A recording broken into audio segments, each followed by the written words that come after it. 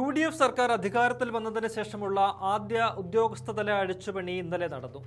IAS തലപ്പത്ത് വൻ മാറ്റങ്ങളാണ് വരുത്തിയിരിക്കുന്നത്. പിണറായി വിജയൻ ഉദ്യോഗസ്ഥ തലപ്പത്ത് പ്രതിഷ്ഠിച്ച പലരെയും എടുത്തുമാറ്റി. 50ഓളം ഉദ്യോഗസ്ഥരെയാണ് ഇത്തരത്തിൽ മാറ്റി നിയമിച്ചിരിക്കുന്നത്.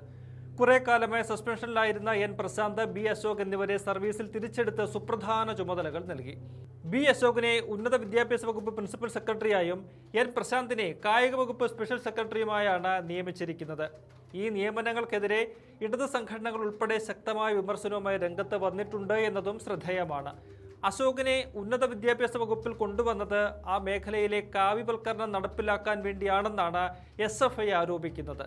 പിണറായി വിജയൻ മാറ്റി നിർത്തിയിരുന്ന രണ്ടുപേരെയും സതീശൻ തിരിച്ചെടുത്തത് പ്രതികാര നടപടിയാണെന്ന വിമർശനവും ഇടതുപക്ഷം ഉയർത്തിയിട്ടുണ്ട്.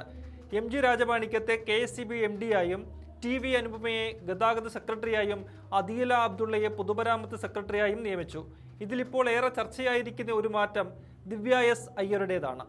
പിണറായി വിജയന്റെ കാലത്ത് വിഴിഞ്ഞം തുറമുഖം MD-യായ ദിവ്യയെ അവിടെ നിന്നും മാറ്റി തദ്ദേശ വകുപ്പ് പ്രിൻസിപ്പൽ ഡയറക്ടറാക്കി. പകരം ജെറോമിക് ജോർജ് ആണ് പുതിയ വിഴിഞ്ഞം തുറമുഖം MD.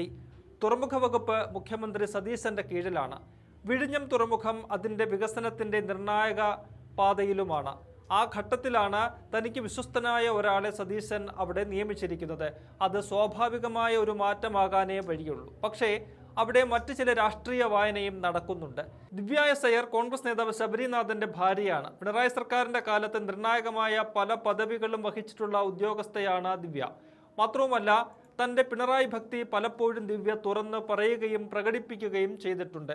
നേരത്തെ ഒരു ഭൂമി കേസുമായി ബന്ധപ്പെട്ട വിവാദത്തിൽ ദിവ്യ ഉൾപ്പെട്ടപ്പോൾ അവരെ കല്ലെറിഞ്ഞവരായിരുന്നു ഇടതണികൾ. എന്നാൽ പിണറായിയുടെ ആരാധികയാണെന്ന് തെളിഞ്ഞതോടെ ഇടത് സൈബർ കൂട്ടങ്ങൾ പിന്നെ ദിവ്യയുടെ വാഴ്ത്തുപാട്ടുകാരായി. പിണറായിയെ കിട്ടുന്ന അവസരങ്ങളെല്ലാം പുകഴ്ത്തുക മാത്രമല്ല, മൂന്നാം പിണറായി സർക്കാർ വരണമെന്ന ആഗ്രഹം പോലും പരോക്ഷമായി ദിവ്യ പ്രകടിപ്പിച്ചിട്ടുണ്ട്. ഇതെല്ലാം കോൺഗ്രസ് പ്രവർത്തകരെ ദിവ്യയ്ക്ക് എതിരാക്കി. പലപ്പോഴും സൈബർ ആക്രമണം ഉണ്ടായി.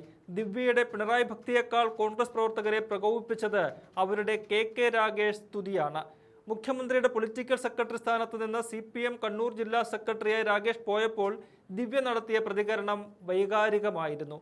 കർണന് പോലും അസൂയ തോന്നുന്ന KKR കവചം എന്നായിരുന്നു ദിവ്യ അന്ന് കുറിച്ചത്. വിശ്വസ്തയുടെ പാഠപുസ്തകം, കഠിനാധ്വാനത്തിന്റെ മഷിക്കൂട്ട് എന്നൊക്കെയാണ് രാഗേഷിനെ പ്രശംസിച്ചത്.